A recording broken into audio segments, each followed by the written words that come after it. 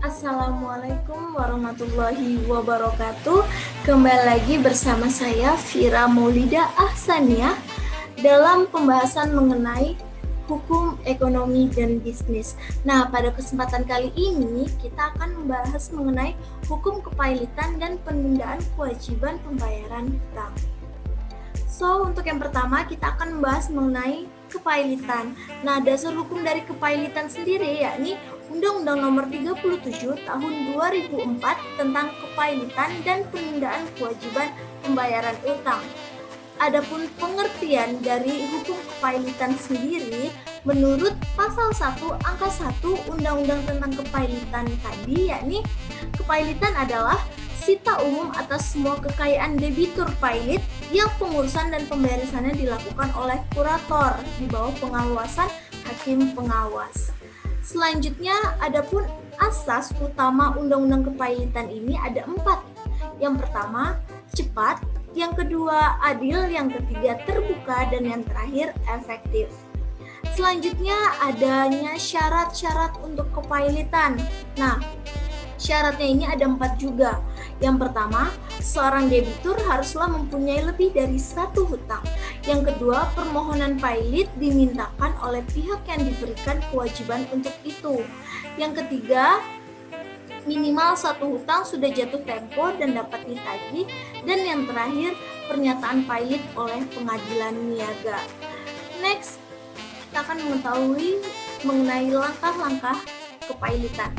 Nah, yang pertama itu ada permohonan pailit, yang kedua adanya keputusan pailit berkekuatan tetap, yang ketiga adanya rapat verifikasi, yang keempat perdamaian, yang kelima homologasi akur, yang keenam insolvensi, yang ketujuh pemberesan atau likuidasi, yang kedelapan rehabilitasi, dan yang terakhir kepailitan berakhir.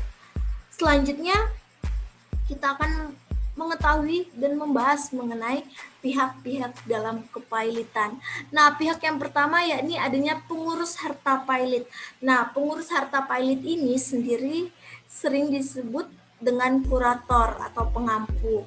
Seperti yang kita tahu, kurator ialah seorang atau suatu badan yang diserahi tugas untuk menggantikan atau menguruskan kepentingan seorang atau badan hukum yang berada di bawah pengampuannya.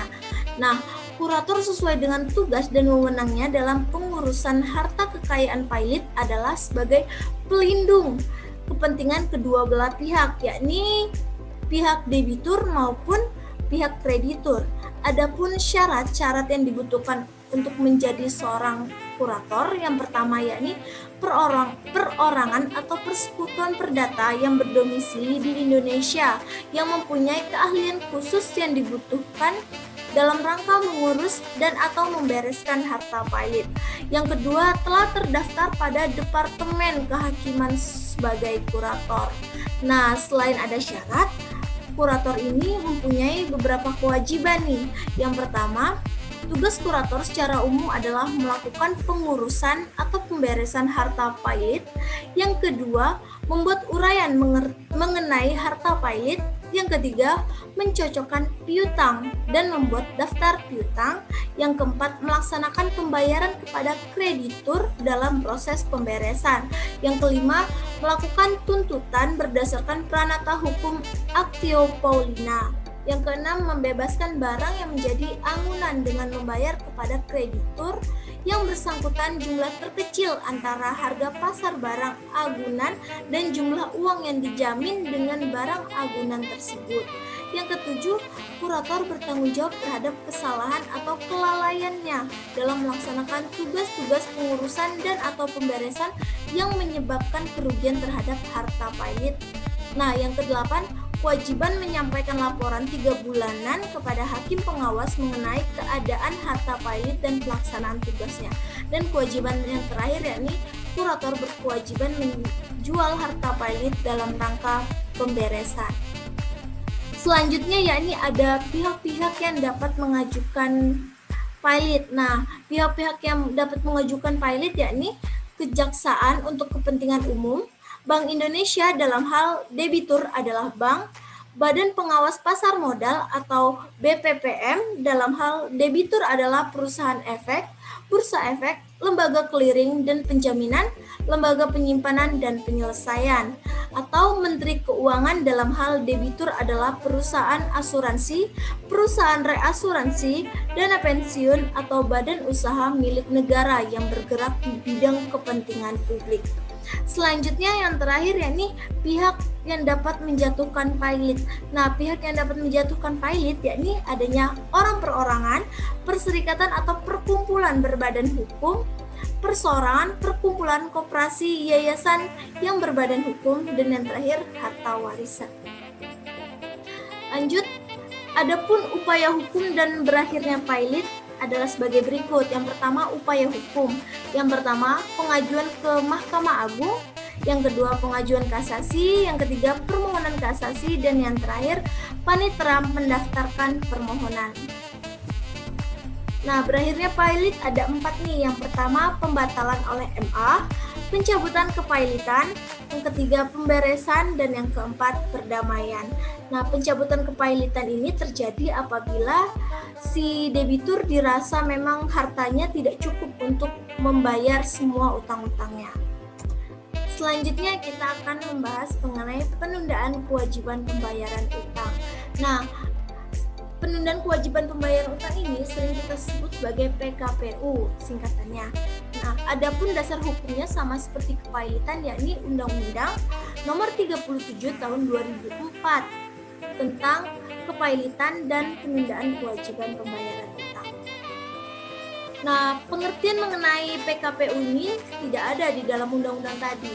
Namun, PKPU adalah sebuah cara yang digunakan oleh debitur atau kreditur dalam hal debitur atau kreditur penilaian debitur tidak dapat atau diperbaiki, tidak akan dapat lagi melanjutkan pembayaran utang-utangnya yang sudah jatuh waktu dan dapat ditagih, dengan maksud agar mencapai rencana perdamaian termasuk tawaran pembayaran sebagian atau seluruh utang kepada kreditur antara debitur dan kreditur agar debitur tidak perlu dipailitkan. Bisa dilihat pada pasal 222 Undang-Undang Kepailitan junto pasal 228 ayat 5 Undang-Undang Kepailitan. Next, yakni mengenai perbedaan kepailitan dan PKPU. Nah, perbedaan kepailitan dan PKPU yakni yang pertama, adanya upaya hukum. Kalau di kepailitan, upaya hukumnya yakni terhadap putusan atas permohonan pernyataan pailit dapat diajukan kasasi ke Mahkamah Agung yang terdapat pada pasal 11 ayat 1 Undang-Undang Kepailitan. Nah, sedangkan PKPU terhadap putusan PKPU tidak dapat diajukan upaya hukum apapun. Pasal 235 ayat 1 Undang-Undang Kepailitan. Nah, yang melakukan pengurusan harta debitur. Kalau kepailitan yakni kurator, terdapat pada pasal 1 angka 5 dan pasal 15 ayat 1 dan pasal 16 Undang-Undang Kepailitan. PKPU yakni pengurus, pasal 225 ayat 2 dan ayat 3 Undang-Undang Kepailitan. Perbedaan yang ketiga yakni kewenangan debitur. Kalau di kepailitan yakni sejak tanggal putusan pernyataan pailit diucapkan, debitur kehilangan haknya untuk menguasai dan mengurus kekayaan yang termasuk dalam harta pailit. Sedangkan pada PKPU, yakni debitur masih dapat melakukan pengurusan terhadap harta selama mendapatkan persetujuan dari pengurus. Nah, perbedaan yang terakhir yakni jangka waktu penyelesaian. Kalau dalam kepailitan, jangka waktunya yakni setelah diputuskannya pailit oleh pengadilan niaga, tidak ada batas waktu tertentu untuk menyelesaikan seluruh proses kepailitan. Sedangkan dalam PKPU yakni PKPU dan perpanjangannya tidak boleh melebihi 270 hari setelah putusan PKPU sementara diucapkan. Ini kita bisa lihat pada pasal 228 ayat 6 Undang-Undang Kepailitan. Nah, sebelumnya saya akan bahas mengenai akibat hukum dari PKPU. Nah, akibat hukum dari PKPU ini ada 5. Yang pertama, debitur kehilangan kebebasan atas harta kekayaannya. Yang kedua, debitur tidak dapat dipaksa membayar utang dan pelaksanaan eksekusi dapat ditangguhkan. Yang ketiga, sitaan berakhir dan dapat diangkat. Yang keempat, perkara yang sedang berjalan ditangguhkan. Dan yang terakhir, PKPU tidak berlaku bagi kreditur yang didahulukan. Nah, sekian penjelasan saya mengenai kepailitan dan penundaan kewajiban pembayaran hutang. Terima kasih yang telah menyaksikan video ini. Wassalamualaikum warahmatullahi wabarakatuh.